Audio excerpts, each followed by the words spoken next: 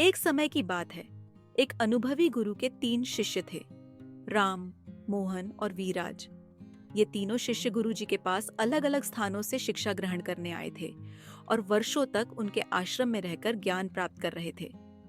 जब ये तीनों युवा हो गए तो गुरु जी ने उन्हें बुलाकर कहा, अब मैं तुम्हारी शिक्षा पूरी कर चुका हूँ। मैंने जो कुछ भी सीखा वह सब तुम्हें सिखा दिया है, परंतु अब मैं वृद्ध हो चला हूँ और मेरी अनमोल शक्ति का वारिस तुम तीनों में से किसी एक को बनाना चाहता हूँ। इसके लिए मैं तुम तीनों की परीक्षा लूंगा। जो इस परीक्षा में सफल होगा उसे मैं अपनी शक्ति सौंप दूंगा।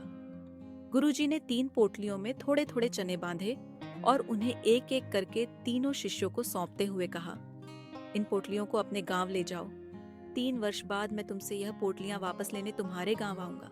यह साधारण चने नहीं है, बल्कि मेरे दिए गए ज्ञान का प्रतीक है। इनका उपयोग कैसे करना है यह मैंने तुम्हें सिखाया है। अब देखना है कि तुमने मेरी शिक्षा से क्या सीखा है। तीनों शिष्य गुरुजी का आशीर्वाद लेकर अपने अपने गांव की ओर निकल पड़े। 3 साल बाद गुरुजी पहले शिष्य राम के गांव पहुंचे। वहां उन्होंने देखा कि गांव में गरीबी छाई हुई थी और अधिकतर मकान कच्चे और टूटी फूटी हालत में थे। राम का घर भी एक छोटी सी झोपड़ी थी। राम ने गुरुजी को आदर सहित घर में बिठाया और गुरुजी की पोटली लाकर उनके सामने रख दी। उसने कहा, गुरुजी, मैंने आपकी पोटली संभाल कर रखी थी क्योंकि मुझे विश्वास था कि आप इसे लेने जरूर आएंगे। गुरुजी ने पोटली खोली तो देखा कि चने खराब होकर बुरादा बन गए थे। उन्होंने राम से कहा, तुमने मेरी शिक्षा को पोटली में बंद कर रखा, उसे अपने जीवन में उपयोग नहीं किया। ज्ञान का उपयोग नहीं करोगे तो वह भी इन चनों की तरह नष्ट हो जाता है। इसीलिए तुम और तुम्हारा गांव आज इस हालत में है। गुरुजी अगली परीक्षा के लिए दूसरे शिष्य मोहन के गांव पहुंचे। यह गांव पहले से बेहतर स्थिति में था, लेकिन फिर भी साधारण जीवन व्यतीत कर रहा था। मोहन ने गुरुजी का स्वागत किया और उनसे पोटली के बारे में पूछा। उसने संकोच के साथ कहा, गुरुजी, मैंने सोचा था कि चने नष्ट हो जाएंगे, तो मैंने उन्हें भूंजकर गांव के लोगों में बांट दिया और उन्हें आपके कुछ ज्ञान की बातें भी बताईं। गुरुजी ने कहा, तुमने ज्ञान बांटा तो सही, पर उसे अपने जीवन में गहराई से उतारने का प्रयास नहीं किया। इसीलिए तुम्हारा गांव थोड़ा उन्नत हुआ है, लेकिन तुम्हें अब भी मेहनत से आगे बढ़ना होगा।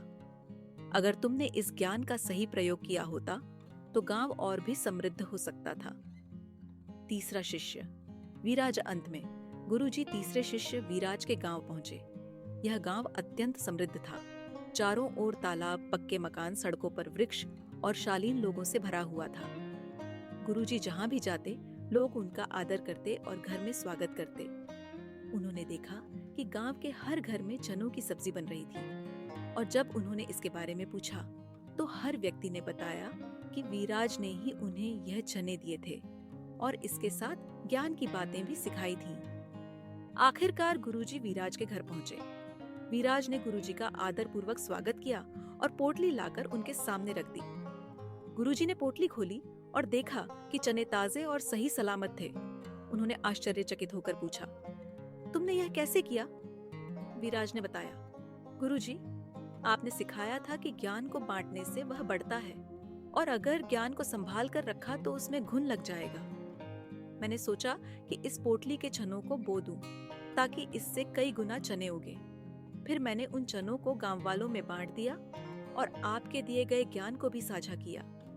इस तरह गांव में समृद्धि आई और मैं पोटली में कुछ चने वापस ला सका।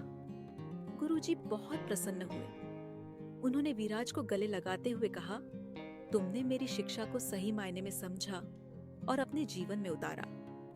इसीलिए आज तुम्हारा गांव इतना समृद्ध है। अब मैं तुम्हें अपनी संचित शक्ति सौंपता हूँ। इसे अपने जीवन और लोगों की भलाई के लिए उपयोग करना। इस प्रकार गुरुजी ने अपनी शक्ति और ज्ञान का उत्तराधिकारी वीराज को बनाया। वीराज ने गुरुजी के आशीर्वाद और ज्ञान से अपने गांव को और भी उन्नति की ओर अग्रसर किया। सीख। इस कहानी से यह सीख मिलती है कि ज्ञान का असली मूल्य उसे अपने जीवन में उतारने और बांटने में है। सच्चा ज्ञान वही है जो हमें और हमारे समाज को बेहतर बनाता है।